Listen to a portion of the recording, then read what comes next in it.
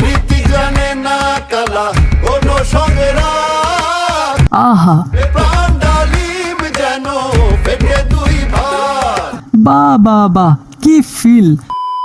অপেক্ষার অবসান ঘটিয়ে মুক্তি পেয়েছে রকস্টারের প্রথম গান প্রীতি। আই নো আপনারা হয়তো আমার মতোই বারবার ঘড়ি দেখছিলেন যে 7টা বাজে না কেন। तुम्हें कैसे पता चला? तुम्हें कैसे पता चला? তো অপেক্ষার প্রহর শেষ হলো, অবশেষে গানটা মুক্তি পেল। চলুন দেখা যাক কেমন ছিল শাকিব খানের প্রীতি। তবে তার আগে ইন্ট্রো। তো কেমন আছেন আপনি আর আপনার উনি? হাই, আমি জনি।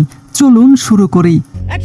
ওয়েল, প্রথমেই একটা কথা ক্লিয়ার করি। যখন আমরা জানতে পারি যে এই গানের টাইটেল হচ্ছে প্রীতি, তখন আমাদের মধ্যে অনেকেই ভেবেছিলাম যে হয়তো এটা কোনো রোমান্টিক ট্র্যাক হবে আর এখানে সাবিলা নূর বা মিথিলাকে দেখা যাবে, তাই না?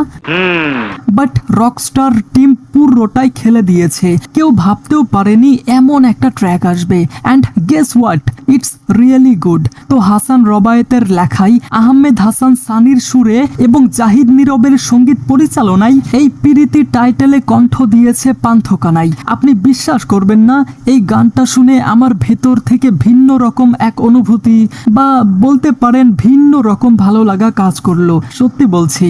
আর এই গানের প্রত্যেকটা লাইনে যেন বাংলার ছোঁয়া। এটাই তো চাই।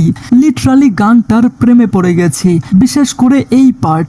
প্রাণ ডালিম যেন ফেটে দুই ভাগ।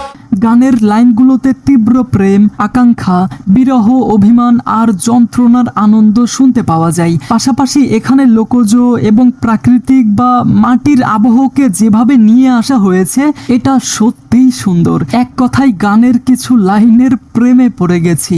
তবে হ্যাঁ, যারা রকস্টার নাম শুনে ডিজে বা ডান্সিং কোনো ট্র্যাকের অপেক্ষায় ছিলেন, তাদের কাছে হয়তো এটা ভালো নাও লাগতে পারে। তবে তাদের উদ্দেশ্যে বলতে চাই, এটা মূলত মডার্ন কীর্তন টাইপ বা মডার্ন ফোক গান, কিংবা আপনি এটাকে সুফি ফোকও বলতে পারেন। এখানে পান্থ কানাই কণ্ঠ দেওয়ার পাশাপাশি অভিনয় করেছে, যেটা সত্যিই দারুণ ছিল।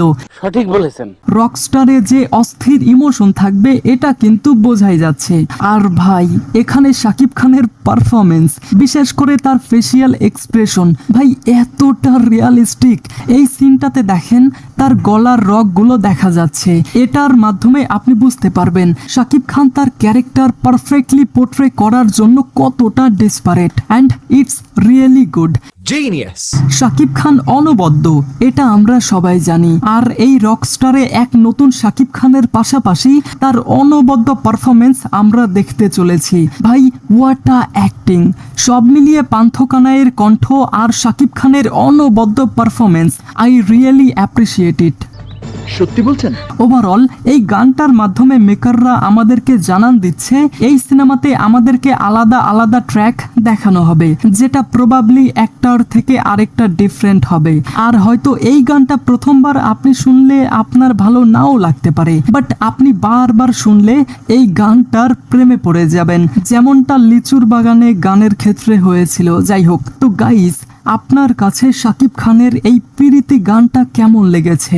আপনাদের মতামত অবশ্যই কমেন্টে জানাবেন। ঠিক আছে। Thanks for watching guys.